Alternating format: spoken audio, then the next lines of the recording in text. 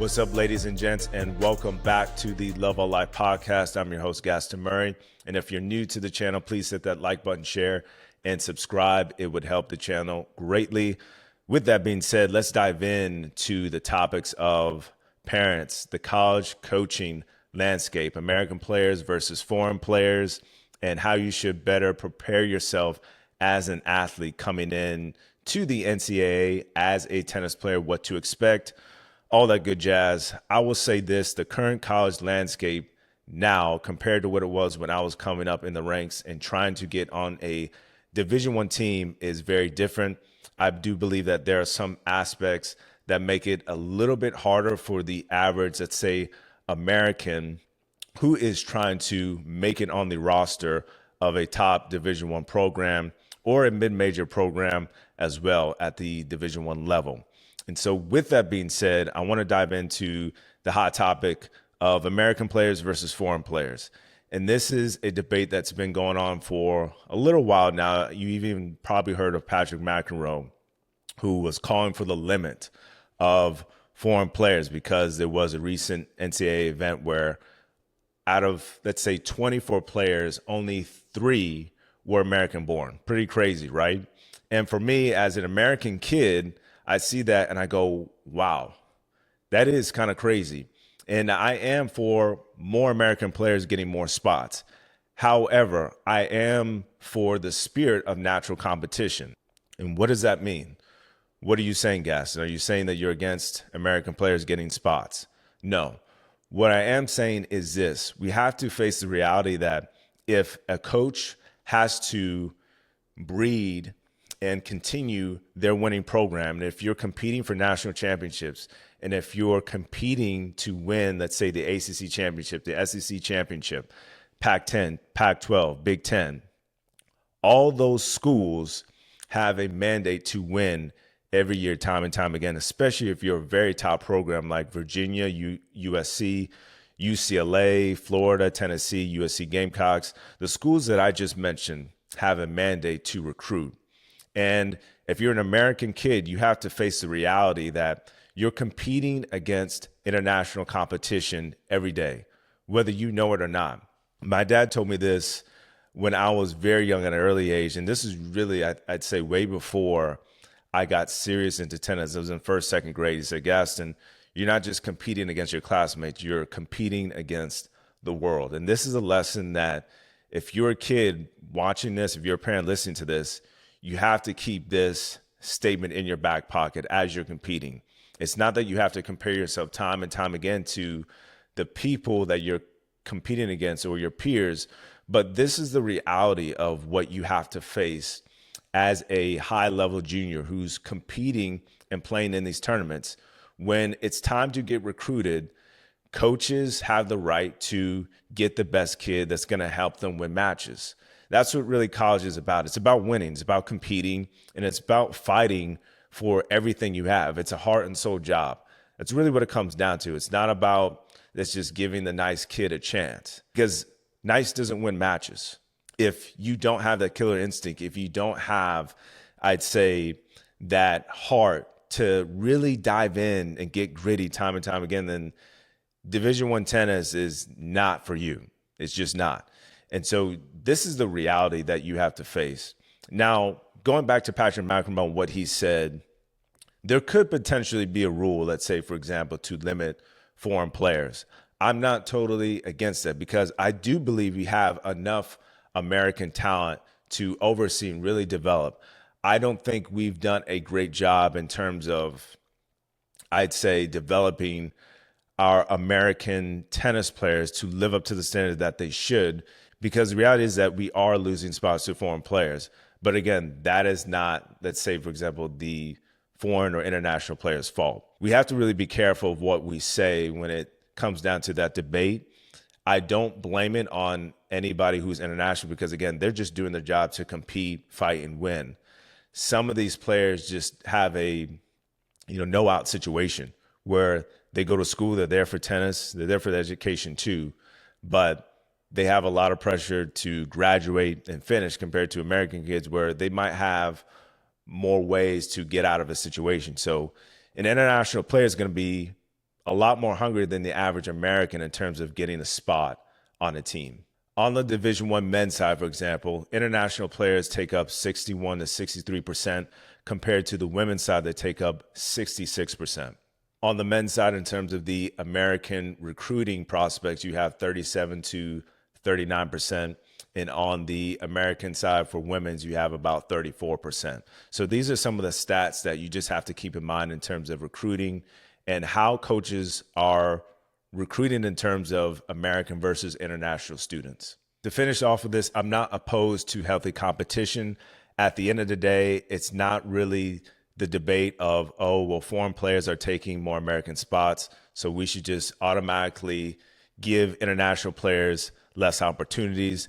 I don't believe we should really go that route unless it's actually necessary. I don't believe it is. I believe that we have to do a better job of developing our American players' fight, tenacity, physicality. How are they going to prepare themselves from a competitive standpoint? Are they ready for healthy competition? That's really what you have to ask yourself. You can't sit there, whine, complain, and be a victim of the circumstances, because at the end of the day, someone is doing your job better than you, and you have to accept that fact and just work hard, get better. Don't be upset when opportunities don't come your way. Work harder and understand that life is competition. It doesn't matter even what sport you play. You be playing basketball, soccer, football.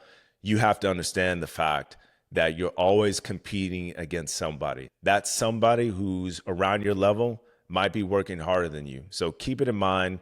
Keep that in your back pocket. Stay humble. Keep working as hard as you can, because you never know what opportunities will come your way.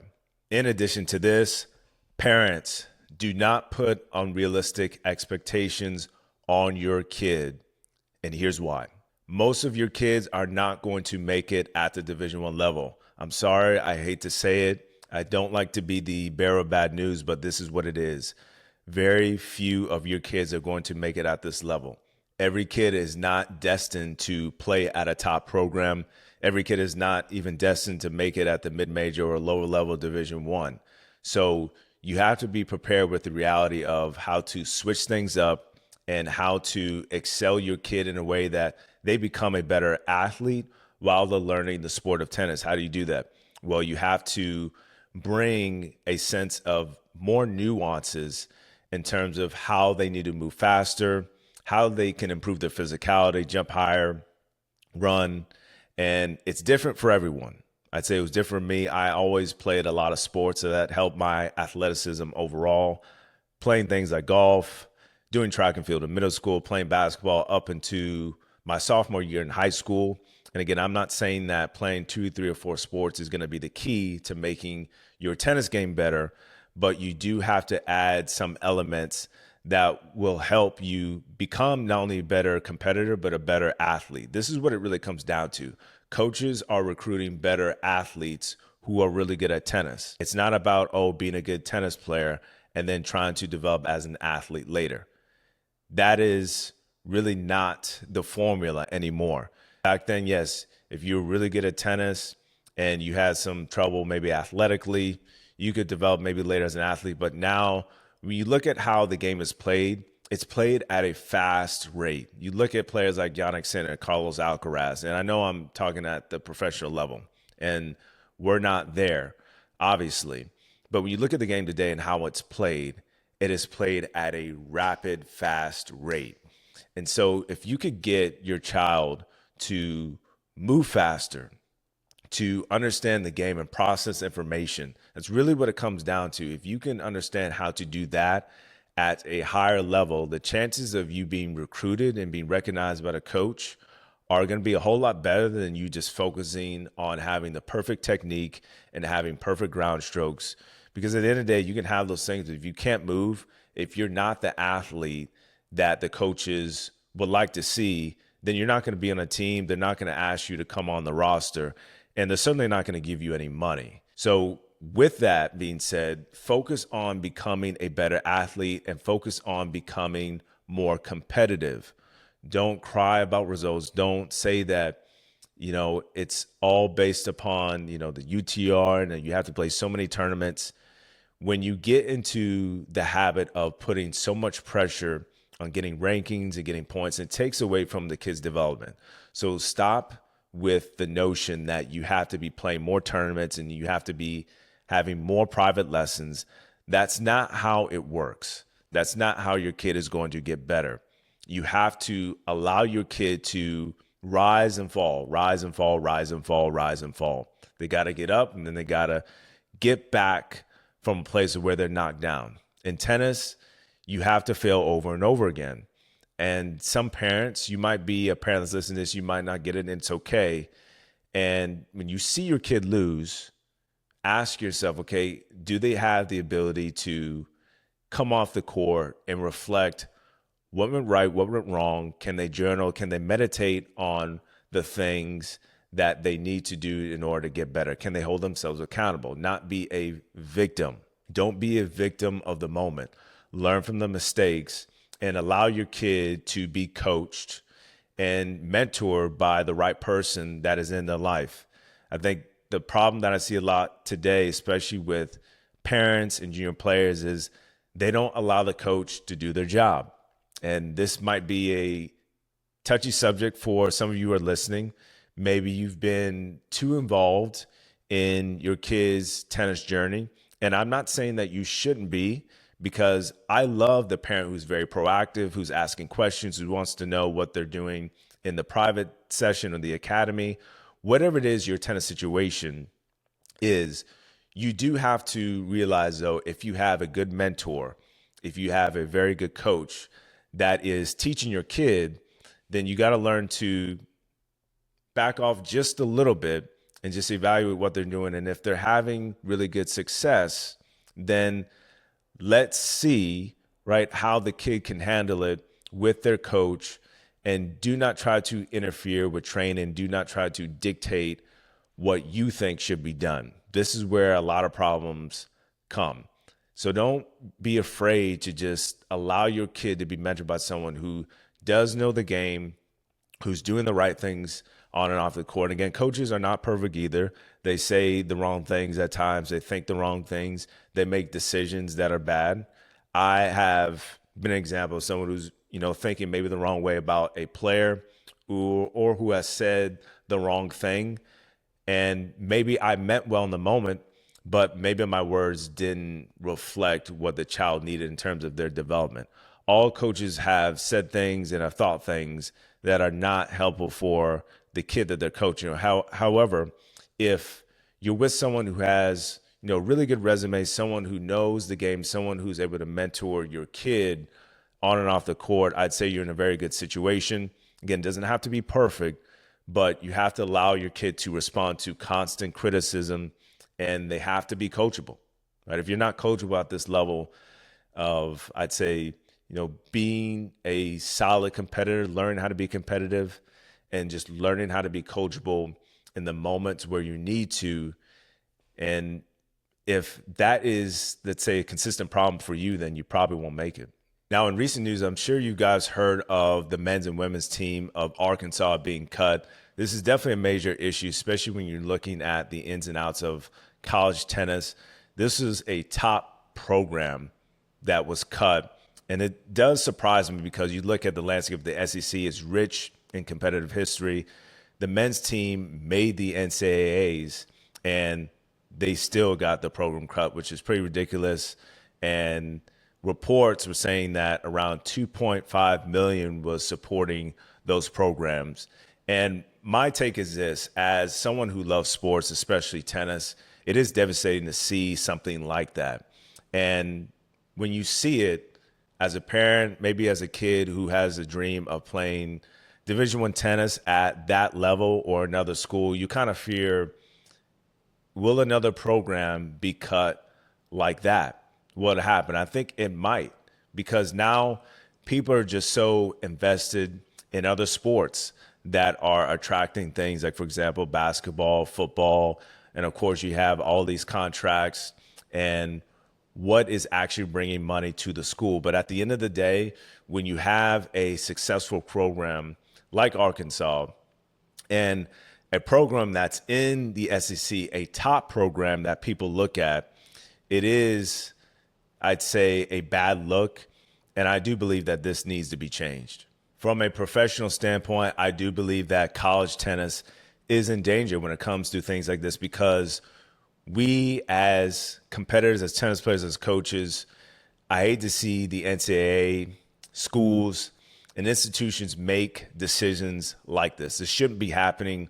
We have to do better as people who love sports, especially when it comes to college athletics. And when you see a team cut like that, that does force you to take a look back at your journey. Let's say if you were a former tennis player, a former athlete, I certainly, if I was in that situation, if I was on the team, would be crushed. But again, we have to do better. We have to send a message to the parents, the kids, to institutions that we don't need to see more teams cut like this. We don't need to fall under the demise of financial pressure, money, NIL, which has been another issue in college athletics, because it seems to me that kids are just coming, for the money. And I'm not saying tennis kids specifically.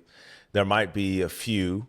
I'd say in other sports, primarily like football, basketball, things of that nature, it's all become about the money, what deal you can get, rather than staying in school. And because of that, I'd say NCAA institutions are looking at this. And for example, with tennis, it's not a sport that's bringing in a lot of money to schools, even if you're a top program, for example, like Arkansas. And it is pretty devastating to hear. But again, we got to do better. We got to communicate the message to the hierarchy of either the NCAA, the institutions that are making these decisions, that enough is enough. We do not need to see more teams being cut.